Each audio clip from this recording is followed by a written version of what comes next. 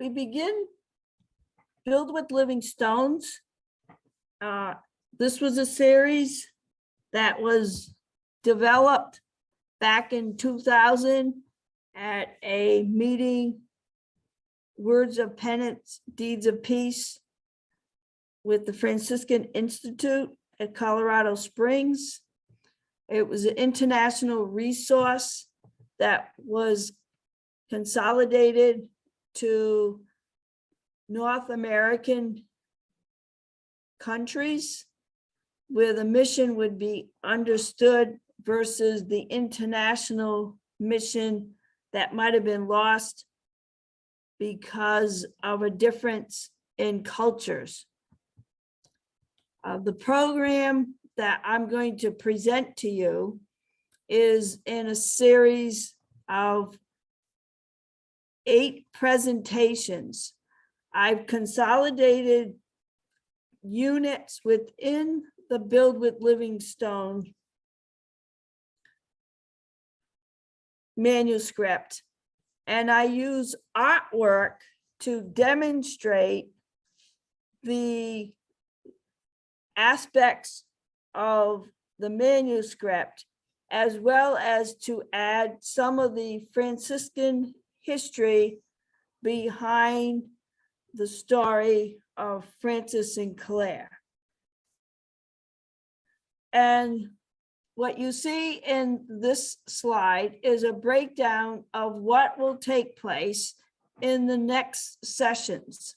The first session, I combine units 1 and 2, which talk about Francis and Clare and the Franciscan family and the incarnation, witness of the incarnation.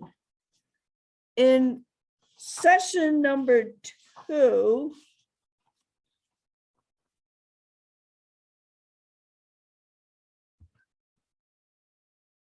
session number 2 is looking at unit 3, which is traces of the Trinity, and understanding our Franciscan basis of understanding the Trinity in Francis's time, and an interpretation of Francis' interpretation of the Trinity.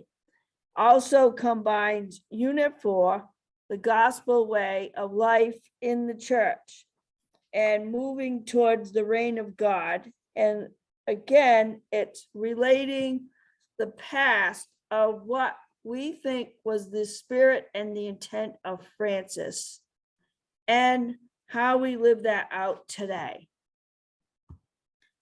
In the next session, we use developing the Franciscan person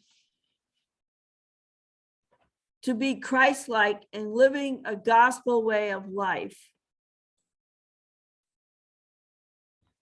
which is unit 6. And also we use unit 5, the Franciscan mission. I present 6 first to understand that whole aspect of Francis and what did Francis and Clare anticipate of how we would live out and what that mission is. In session 4, I combine the looking at the environment and that aspect and diversity. And I combine Franciscan presence of dialogue, living with diversity in a pluralistic society, which is unit 8, with unit 9, Franciscan perspective, peacemaking and enculturation in a culture of violence, or Franciscan peacemaking. Also within that is unit 10, enculturation through a Franciscan perspective.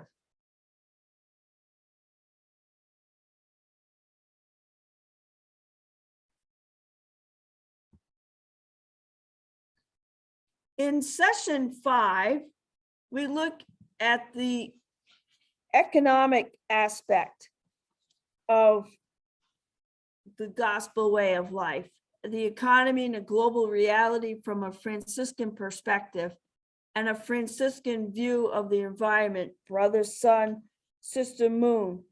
And this is looking at Unit 11 and Unit 13.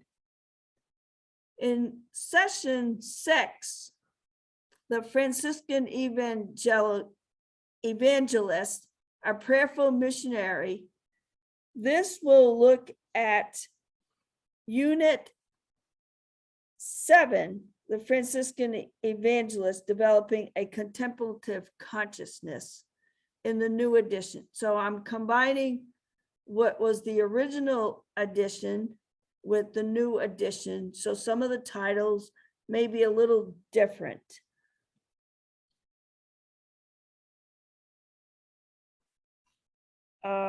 And also looking at relating as Franciscan women and men of faith.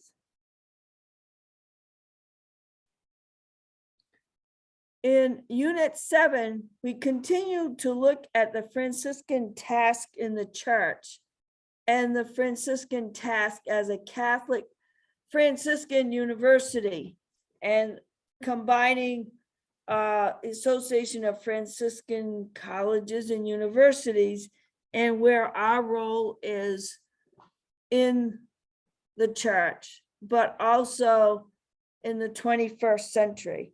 And this is Unit 14.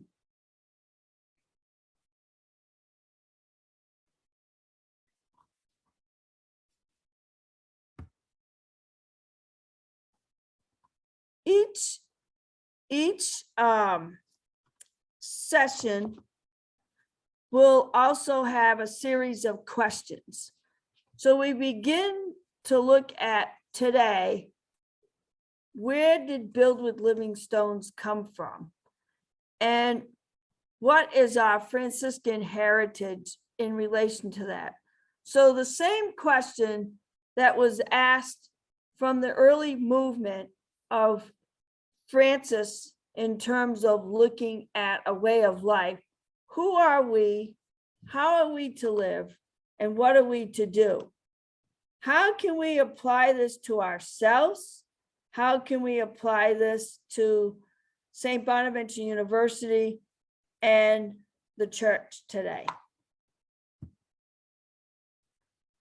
In Session 1, we are going to look at the history of Assisi and how this affected Francis's family and Claire's family, the conversion, Francis and Claire's conversion, and those early companions. Also, we are looking at the Franciscan outlook of life based on our understanding of primacy of Christ and witnessing of the incarnation and what that meant to Francis and Claire and how we live that out today. To understand the history of Assisi, you have to understand that at that time, at the 1200, when Francis, we anticipate, was born in 1200, 1203 possibly, that the Assisi itself looks today like it did back in 1200. There was a fort, Raccio, which today is still exists and protected the village of Assisi. And as you can see, that it's at a mountaintop and the base is protected. So this was very common in the time of Francis, that you built your fort on the top to protect, and there was a wall around. So at the time of Francis, we know that there was the war between Frederick II taking on more territory, and the Vatican army also taking on territory. Now, in the time of Francis, there were two charters because the middle class, which Francis's father belonged to as the merchants, wanted their freedom from the monarch. And in 1203, the peace charter, so the towers in Assisi represent the significance of who controls what. So there's Rocchio, the fort on the top, and then you have the town square, and then you have the the upper class, all right, the monarch, and this was the hierarchy that was taking place. And in 1203, the peace charter was signed between the nobility and the people of Assisi. It reaffirmed government by the nobility, but in the mildest form. In 1210, a freedom charter was presented to Assisi, shifting the weight of power back to the common people. So these towers represent that force going back and forth of power and control. This happens to be Don Aldo, where we stay at Casa Papa Giovanni when we are on a pilgrimage, but one of the founding members of the church who has kept the history of Assisi. And this is, we are in the archives, which are catacombs below the church where St. Clare was baptized. And Don Aldo is showing us the archives, as you saw the tower before, and it's an agreement with Clare's grandfather that he would not build the tower of his house higher than the steeple of the church. So again, there's that respect for the church, and that's Sister Margaret in the background, who works very closely with Don Aldo, as she also studied in Rome and is also, at the time of this, was just named president of St. Bonaventure University from being the dean and director of the Franciscan Institute. So it was a very memorable moment for us on that pilgrimage. The journey begins at the Portiuncula, which is the heart of the movement, and the church that Francis begins his journey, having been captured in the war with Perugia and held prisoner. And during that time of recovery, after he received his freedom for ransom, his father paid ransom for him, he was a changed person, and he felt a calling. Francis, go repair my house. Everyone says, build my church. It was repair my house. And he came across this little chapel called the Portiuncula. And he felt that it was to rebuild, physically rebuild, but as history shows us, it was rebuild the structure of the spirit of the church and the people. So Francis was born in 1182, wealthy merchant family in Italy. His mother, we believe, was from France. That's where his real name, Francesco. but actually his first name was John, and his father changed his name, Giovanni. All right. In his youth, he loved to adventure. He was typical, say, teenager of the time, carousing with his friends. And while serving as a soldier, he was in prison and began another side of his life after a series of major conversion events. His whole life and direction changed. While praying before the cross of San Damiano Chapel, he experienced Jesus calling him to live a gospel way of life deeper. Overwhelmed by the love of God, Francis set out to follow in the footsteps of Jesus, embracing a life of gospel, poverty, and love. Today, Franciscans continue to live that gospel way of life. One of the moments of conversion for Francis was the meeting the leper. And in the time of Francis, they were outcasts. They lived outside. You saw in that first picture of the castle on the top, the fort, and the wall. Lepers were forced to live outside the walls.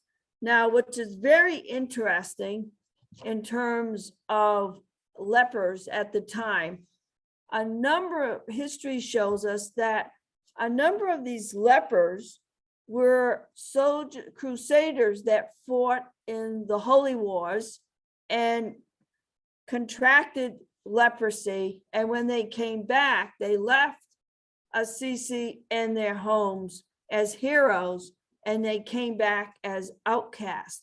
So that's another part of history that has been researched, especially by Sister Joanne Schatzline. So Francis embraced, so the thing was, if you were walking and a leper was coming, the leper had to move off the roadside and no eye contact was to be made. So the fact that Francis embraced the leper and looked into his eyes is a point of concern and conversion in itself. And again, this is pieces of artwork that I've used. Corinne Dideshame is one of those artists. And here's another piece of artwork from Corinne Dideshame. As we know, at the end of our Franciscan prayer for the evening, what is commonly recited is, "We adore you, O Christ, and we praise you because by your holy cross, you have redeemed the world." And this is an interpretation of that prayer that many Franciscan communities end their day with. Francis embraced Lady Poverty, which is penance and prayer. And this is the cave at the Cottery, the Mount Subasio, which overlooks Assisi. This was the cave that is believed that Francis would go to for quiet solitude. And this is where he embraced Lady Poverty. And that was his way of conversion and practice of prayer and penance. Francis's early companions were a group. Some were friends, some were ordained ministers that converted to Francis's way of life. But this is a picture, "We who were with him." So the phrase you will see that phrase commonly used, that all that is written on Francis' way of life. But if you really want to know who Francis was and what it was like, was the companions, "We who were with him." are the ones that can tell you who the true Francis was.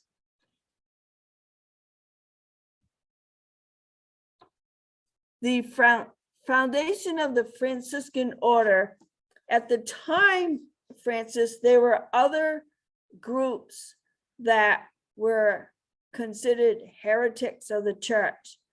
And there were the groups as the Dominicans and the Benedictines and the Franciscans did preach the way of the church, embraced the teachings of the church, and saw the Pope as their head, where these other groups that were considered heretics did not. And so Francis went to the Pope, and the church is the Lateran Church, to where the Pope, which is considered the Pope's church. And this is where Francis asked permission from the Pope for his community of followers to be officially recognized. And it happened that the Pope had a dream that a little poor man would come to uphold the church. So Build with Living Stones is symbolic of Francis upholding the pillars of the church. And it goes back to this whole aspect of Francis meeting the Pope at St. John Lateran's Church before the council to ask. And at that point, the Pope approved his way of life and the Franciscan order at the time. Hope Bonagente. This is a piece of artwork from Mary Esther Stewart. As we know, Francis embraced all, not just human beings, but all of God's creation. And this is a symbol of embracing all as a sign of hope in the church. Francis is known for his canticle, which we will discuss in later sessions. And it is an expression of God's creation and respect for all. And within the canticle, you'll hear the terms brother, sun, sister, moon, that we are all considered in relationship to each other as brothers and sisters. Those companions, those who were with them, in the stained glass windows of Greccio, you will see pictures of those early companions, and the three that were most commonly closest to Francis are represented in those windows. We move to the conversion of Clare of Assisi. And this is a picture of Clare being accepted by Francis and the friars. And again, the artwork of Clare's name, Chiara, is light. So this is a symbol of a light, a window. And as we know, Clare was born in 1194 of a noble class in Italy, and in her youth, like Francis, was attracted to the gospel way of life.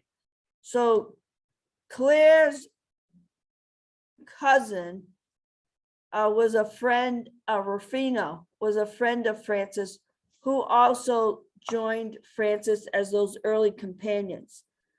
So Clare could see from where her house was of Francis and his friends carousing. So she knew of him before.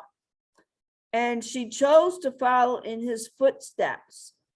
And other women followed her mother, her sister, and some of the housemaids, servants at the time. And they were considered all equal. There was no structure of seniority or superiority. So Clare was a woman ahead of her time in terms of leadership. But the whole thing goes to poverty and contemplative prayer. And later was formed the Poor Clares. At the time, they were called the Poor Ladies. Clare's life goal was to mirror Christ, and you'll see that in many of her writings that were saved in some of her correspondence to especially Elizabeth. By the way of life, through their gospel way life, she and Francis helped to rebuild and revitalize the church.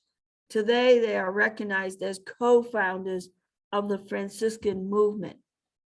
And this is Clare's major point was privilege of poverty.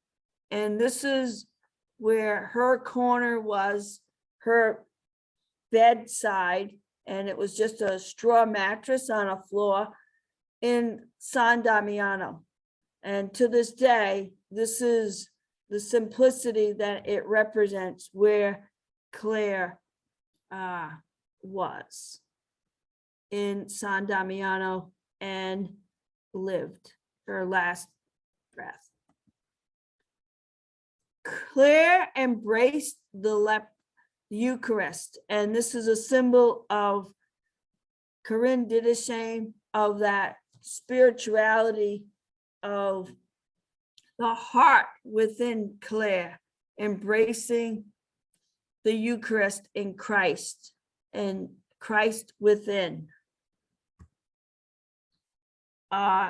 This is a piece of artwork by a FMM, Franciscan Missionary of Mary, reflecting the story when gaze upon.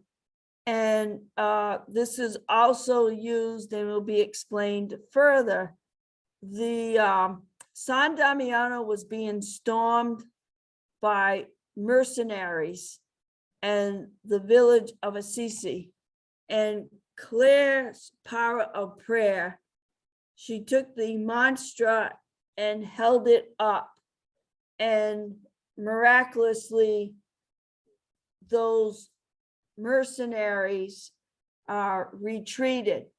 And so this is a reflection of Christ and the reflection of Clare in the background, but Christ in the forefront.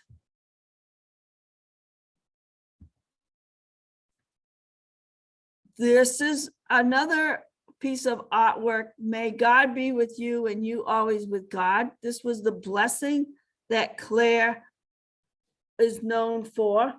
And in this piece of artwork you can see the stories of Clare, the miraculous, they had only one loaf of bread left, and miraculously the loaves of bread, a miracle happened.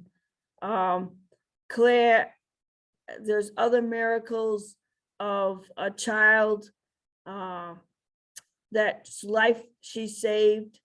The picture with the mercenaries retreating, again, her power of prayer.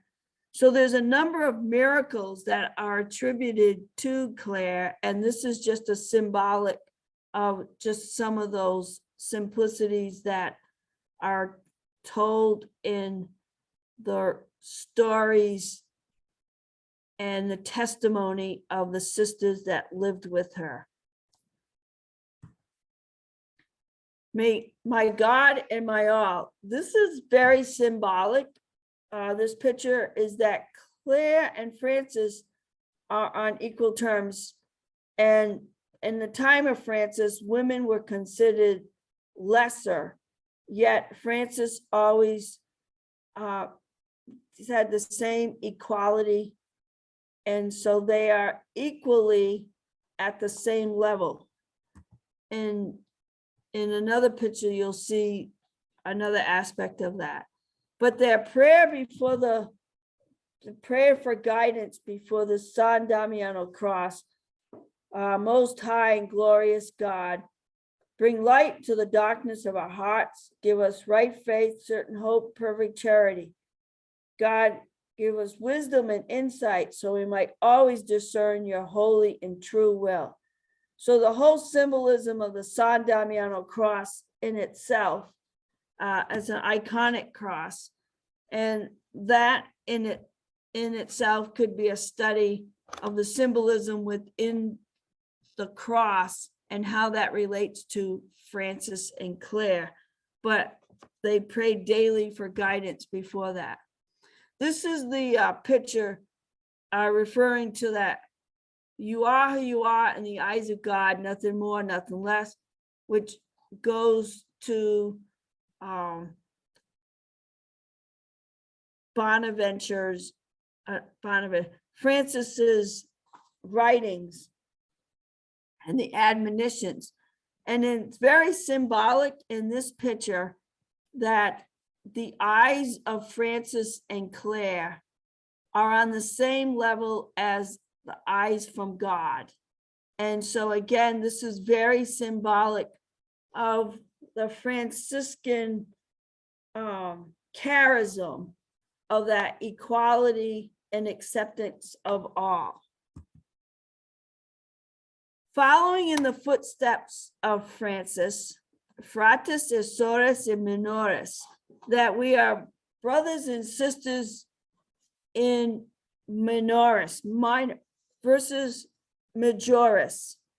And this is, again, the equality that you'll see Francis and Clare are always equally presented, not one higher than the other. In the witness of the incarnation, Francis and Clare had an incarnational faith firmly grounded in the word into the world. So the incarnation, the word became flesh, that Christ, God sent his only son out of love. And we learn, as Francis and Clare did, being loved by God is our ultimate strength. And it's an unconditional love. And we are all called by our baptism to that unconditional love. And here again is a piece of artwork for Mary Esther Stewart, symbolizing Francis and Clare, the gospel way of life. But again, that prayer before the San Damiano cross. So these are the hands of Francis and Clare, equally presented for their way of life, gospel way of life. This is from an artist, Franciscan missionary of Mary, of that whole aspect of part of our Franciscan charism is a devotion to Mary. And this is a modern version that Mary is the center of our Franciscan heart. Mary on the way. This is a new version of Birkenstocks and a backpack as Mary is on her way to visit Elizabeth. But Mary, Francis, and Clare always looked at Mary as the heart of our order.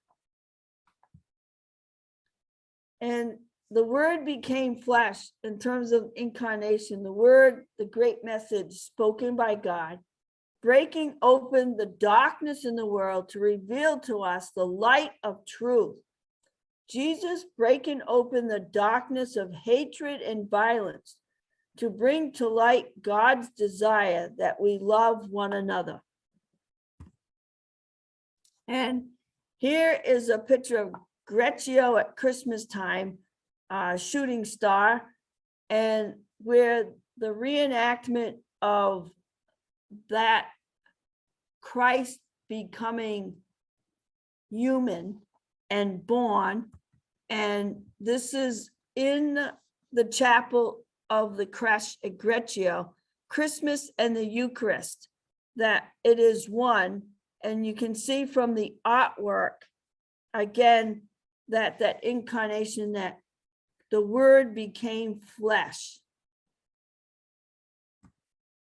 Here's another aspect. In the footsteps of Francis, we reenact our Christmas nativity scene, which was started by the Franciscans, and Francis being the first one to actually bring in a live representation of reenacting that scene of Mary and Joseph in the stable and Christ being born. Here's another piece of nativity of Jesus in the artwork at Laverna in Italy. All right. And again, you can see that symbolism of Francis overlooking that nativity scene. And what we know Laverna for is Francis receiving the stigmata. And in terms of the Word became flesh, that Francis embraced Christ, being Christ-like, and actually received the 5 wounds of Christ on that mountain, Mount Laverna, that even today is reenacted. Claire embraced the cross, as we saw in other pieces of artwork. This is by Corinne Dineshame, as a symbol of Claire, how Claire embraced the cross, became one with Christ also. And Pax et Bonum, peace and all good. No matter where Francis went, he would always express the phrase Pax et Bonum, peace and all good to all.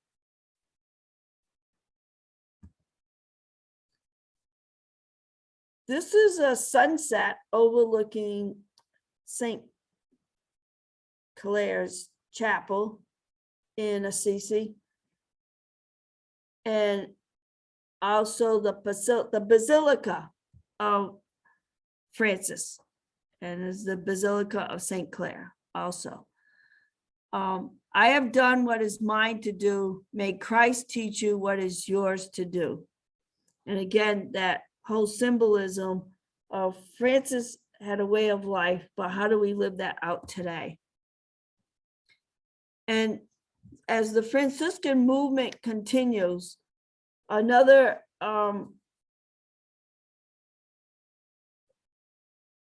piece of Francis's writings interpreted was preach the gospel at all times, and if necessary, use words. So live by example as part of our Franciscan charism. So in terms of discussion questions for this section and this session, Francis and Clare created an alternative lifestyle, which many followed, and was an impact on the merciless social structure of their time. What alternative lifestyle can we offer in our generation? Today, are we a culture without compassion? And as I'm recording this, we just had a shooting in Buffalo that was very close to us here at St. Bonaventure and the Allegheny Franciscans. And then we had that horrific shooting in Texas of 19 children and 2 teachers, 21 people altogether. So this question today is probably very close to home to many of us. today, are we a culture without compassion? And what is our social structure at the time?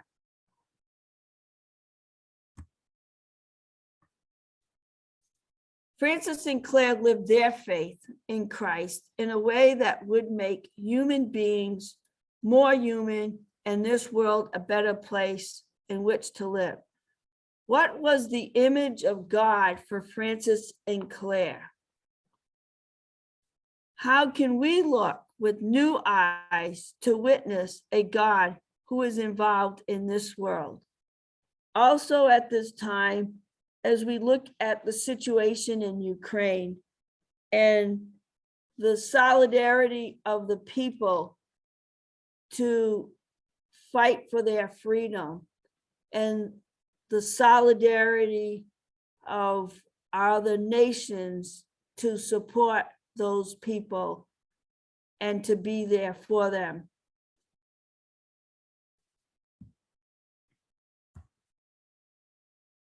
This ends our first session, and we will continue with the next session looking at the Trinity. This will end our recording at this time.